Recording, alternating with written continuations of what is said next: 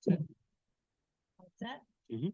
I would like to call the February 11th, 2025 meeting of the North Smithfield School Committee to order at 6:34 p.m. Roll call, please. Chair Bartimoli. Here. Mrs. Mayo. Here. Mr. Connell. Here. Mr. De La Cruz. Here. Mr. Simmons. Here. Okay, we have a quorum. We can stand for the pledge, please. I pledge allegiance to the flag of the United States of America, and to the republic for which it stands, one nation, under God, indivisible, with liberty and justice for all.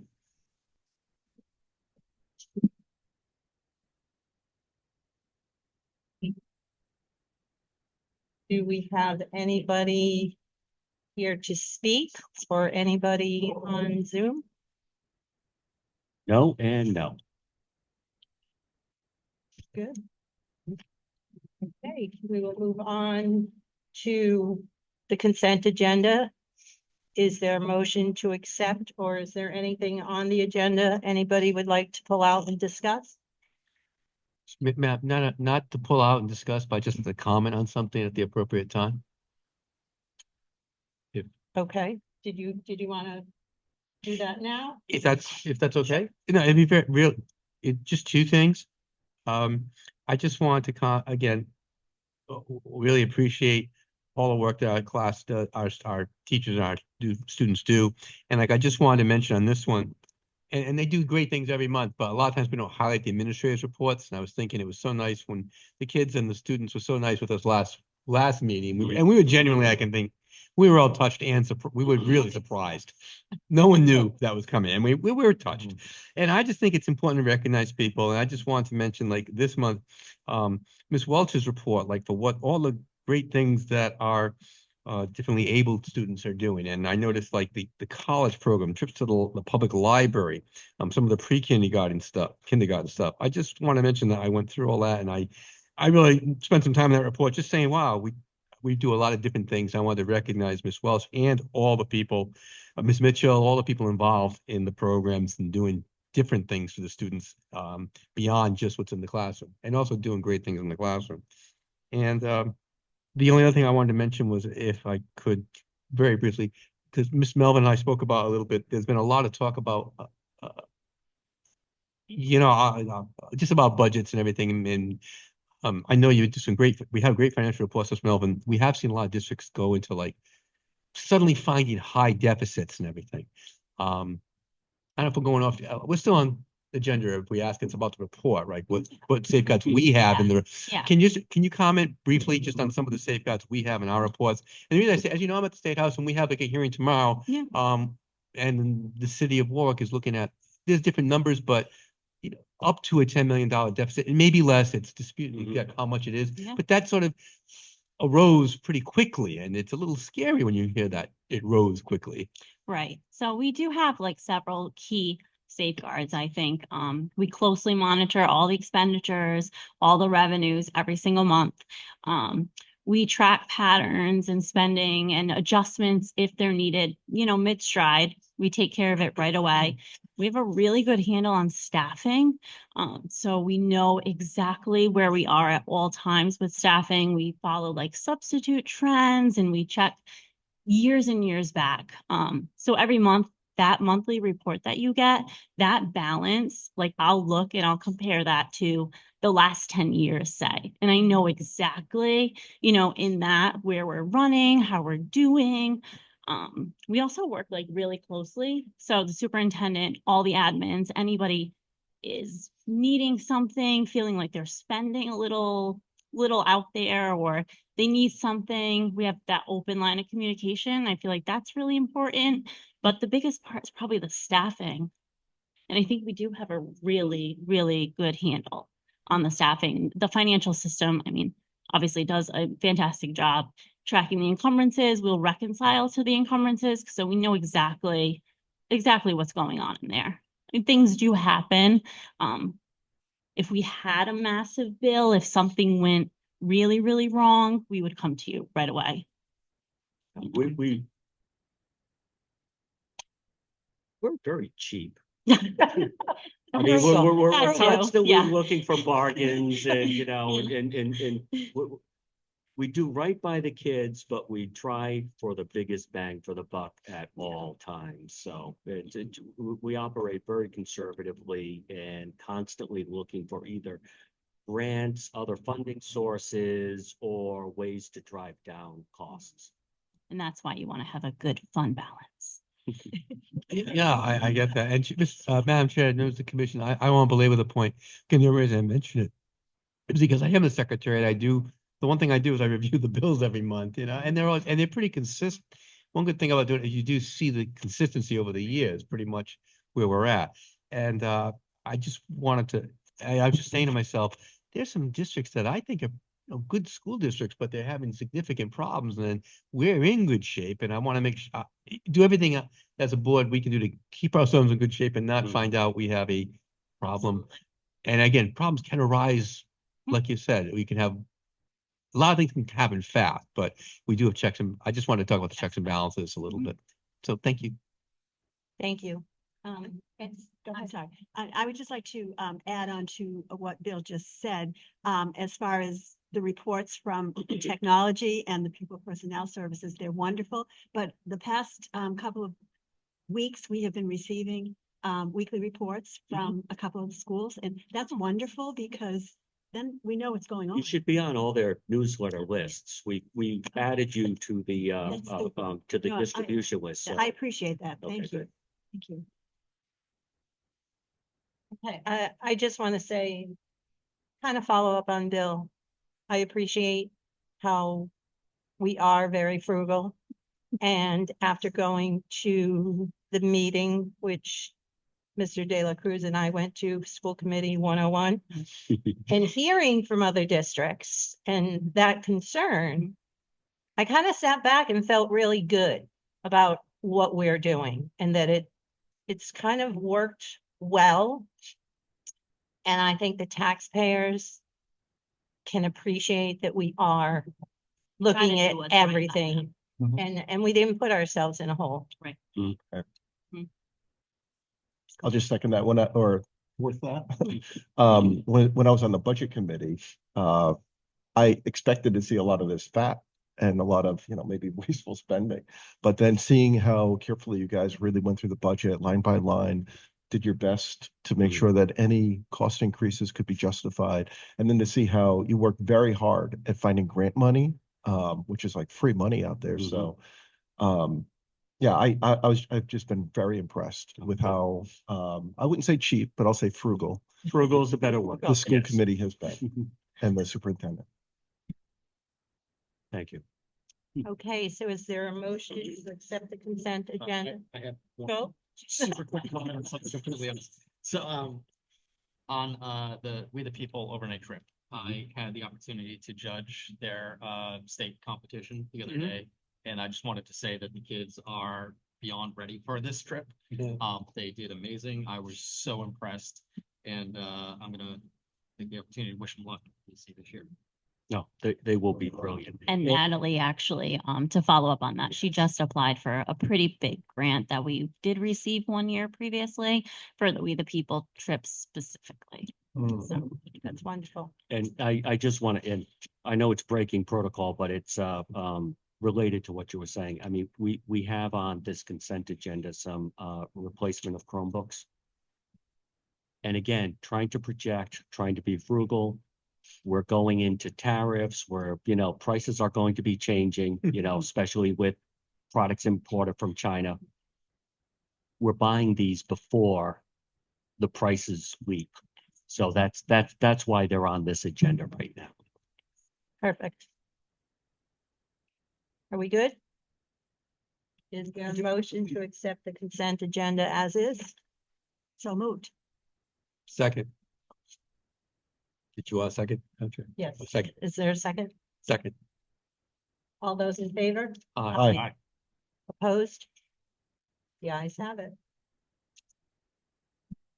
Next, Superintendent St. Jean's report. Yeah, I actually have 2 items. One is just announcing it, and our principals have already notified the families. Survey Works is opening.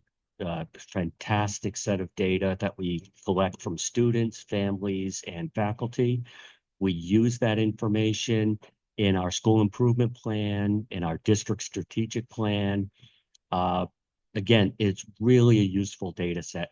And what's wonderful is to watch our principals compete to see who gets the biggest response. And so not only are they competing with each other, again, great data. We want to hear from everybody.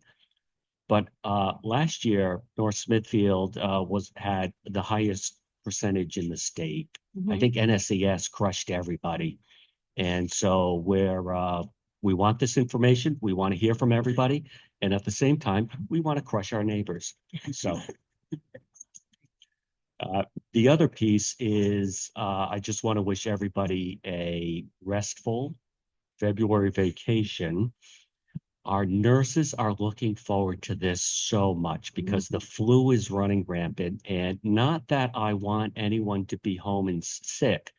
I would like everyone to burn through the flu next week before, and so they can come back all healthy and not infecting each other. So, but hopefully next week will be a nice, relaxing, healing week for everybody, and they'll all come back refreshed and healthy. Okay. Item number 4, informational, personnel resignations, retirements, leaves of absences, or appointments. Yep. I just want to wish Erica best of luck in her new position wherever life takes her. And I want to welcome Matthew Andrade. Remember, Dylan moved on. He is the new Dylan. And, he comes with us from, I think, 25 years of military experience. Okay. And so he knows the systems, knows the protocol. He's a good guy. He's a good find and a good addition to the tech department and the school department. Perfect. Yeah, I did read that bio, and that was the other thing I was going to mention, but it's on separately. Yeah, I just wanted to always good to welcome our new people, and it's a big job. But I was very impressed with right up Mr. Andrade that was on our packet. On his background, I mean. Yep. Okay, thank you. And we've got the coaching appointments, and we're good Yeah, there for good there. starting spring sports. Absolutely. And we move on to old business. Alicia? Nothing to report, just the reports in your packet. Okay. And new business. So Alicia will go into it in detail, but basically what it's come from, there was an organization, 12 districts got together called the Northern Rhode Island Collaborative, and we shared special ed services. That organization, it reached the point where 2 years ago, I think it was, came to the school committee and said, you know what, we're going to pull out. It wasn't meeting our needs anymore. And it wasn't just us, it was pretty much every member district. So the collaborative was dissolved, and there was some time to go through and the pension liability, take care of that, any assets, any bills, any debt. And in the end, it came out that we received money divided 11 ways. There were 12 districts, but it was divided 11 ways. And so that's what Alicia is coming to you with a proposition and a proposal of how to handle that money.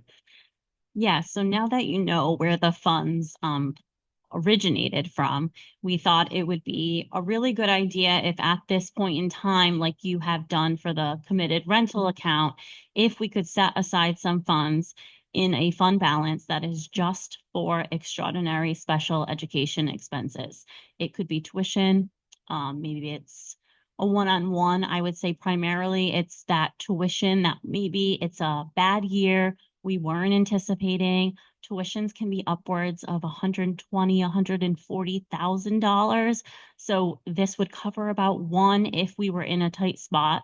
And it just secures the funds, and it's a way to just kind of put them back where they came from. At one point, they did pay a tuition. So it just kind of safeguards that one little thing that we can do. In the Medicaid fund balance also, if we could move that to this, that Medicaid also was specifically reimbursed on special education expenses. And it's just been sitting there because there was a law that went in place a bit ago that those funds had to kind of stay where they were in the unrestricted fund. So this would still be in the unrestricted fund. It's just committed by the school committee for special education expenditures. And we often have, and we often have families could move into North Smithfield and they would have a child that requires a one-to-one nurse or extraordinary services. And again, this is to try to protect against some of the wild fluctuations we may see. That's think it good. makes- Oh. Oh, I'm sorry. I think it makes total Mhm. sense because those costs can be devastating. They if you're can not be. expecting them. Mhm. So I think this is a great idea. Yeah, I agree. I think it's a great idea. I think my only question would be, how do you replenish the fund every year? So hopefully we wouldn't dip into it Yeah. unless, so it's just going to sit as a portion of our fund balance, but we would not use it unless we came to you and we said, listen, special education's already over budget. We have a child who moved in and now we need to pay a tuition. We think this is the perfect use for that account, that fund balance account. And we would ask for your permission to use that, to move those funds and reappropriate that.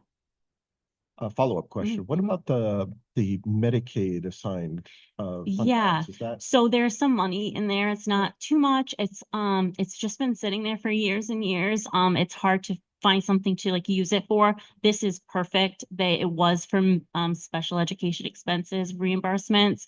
So this kind of flows with this. So if we're gonna do it, then maybe it makes sense to combine them, keep them in the unassigned, and they're there for that rainy day or that bad year that something goes, off. We are expecting one more payment from Northern Rhode Island Collaborative. It's not anticipated to be large. After they tie up all their final expenses, it should be under 10,000. And we would also put that in there.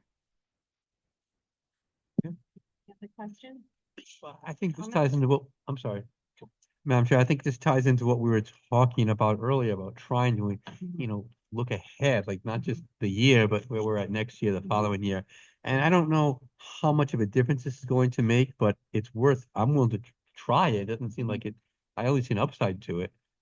We could add to this fund too, is that correct? If we Yeah, absolutely. It's just a starting point. And hopefully we won't have to use it for, several years, but it's there as a safety net. But it's a fact that unanticipated increases in special needs costs are is a budget, it's an It's a item real that sometimes is very hard to Mhm. predict. So Mhm. that's one of the, and I hear that an awful lot I'm sure that, other people, you've all heard it too, that you keep hearing about at the meeting, the RIAS meeting. Mhm. Unexpected or unanticipated special education costs are they arise and they can be very financially Mhm. painful. And I want to make sure when I say that, I used to be a special needs teacher. I want to make sure all the kids get what they need, Mhm. but we also have to look in the financial end, how we're going to pay for it. And Mhm. so, yeah, I think it's a good idea.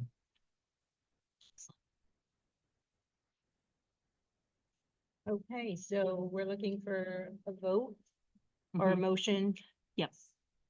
to, I would say it would be the creation of an assigned fund balance account designated for extraordinary special education expenditures. and at this point, the balance right now is 114,272.94 with possible increase. Of the next check from Northern Rhode Island Collaborative anticipated under 10,000, and I'll give you a memo and notify you of that amount when that does come in. Okay. Is there a motion? Sure. I'll make that motion, Madam Chair. And second? All those in favor? Aye. Opposed? The ayes have it. And anything else? Is there a motion to adjourn? So move. Second? I'll second. All those in favor? Aye. Aye. We are adjourned.